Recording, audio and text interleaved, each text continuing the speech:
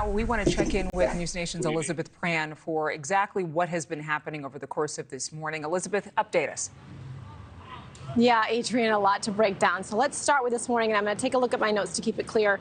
First and foremost, the District Attorney Fani Willis at 9 a.m. Eastern, the state said they had no further questions for her. So then our viewers were waiting for the second witness. That's Terrence Bradley. I'm keeping it all straight in my head, so bear with me.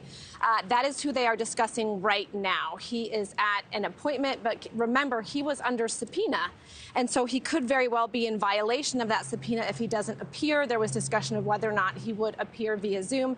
That is what they are discussing right now. The third witness, Governor Roy Barnes. You might be wondering why he would be brought into the conversation.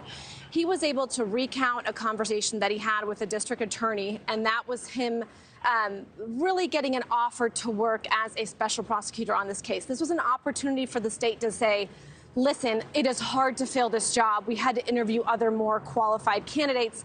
He had said he didn't want to live with bodyguards. He had said he didn't want the task. It was complex, and it came with a lot of really strings attached. So we heard from the governor.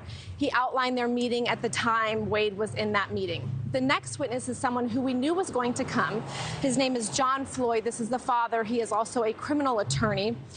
He was able to give us really a intimate look at his daughter. There has been so much focus, Adrian, really the micro workings. Why was she always reimbursing him in cash? And he was able to elaborate on that narrative.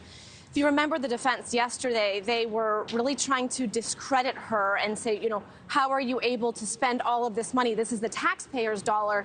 This is one of those witnesses who can say, well, she had a myriad of ways to bring in income. This was cash. It was not the taxpayer dollars. The second narrative that we heard yesterday was that they had an intimate relationship that began in 2019. Here is her father saying that she had a boyfriend in 2019 who he met regularly. He had told the attorneys that he did not meet Mr. Wade until 2023. There is a little bit of a confusion there because he allegedly was at the swearing-in ceremony, and that was in 2020. So the questioning with the father lasted, I would say, about 45 minutes. Again, a lot of these micro conversations about, did you know your daughter was traveling to Belize? Did you know your daughter was traveling to Aruba? And he said yes. He just didn't know where or who she was traveling with. And there was some questioning on, well, you know, if you weren't living with your daughter on and off in 2019, would you not have known that she had a boyfriend? So they were trying to get to the fact that she could have had a relationship without him knowing. The bigger picture, Adrian, I just want to take a step back because we can have all of these distracting conversations about this salacious relationship when we're talking about an election interference case. This is what the judge has to sort through, whether he sorts through it today and makes a ruling from the bench, most likely not, or he does it in writing. He has to determine whether or not there is financial misconduct in this case, and he has to weave in through all of these timelines and these relationships and these day meetings and whether or not they're drinking wine or vodka. There's just a lot of chatter that he has to sort through.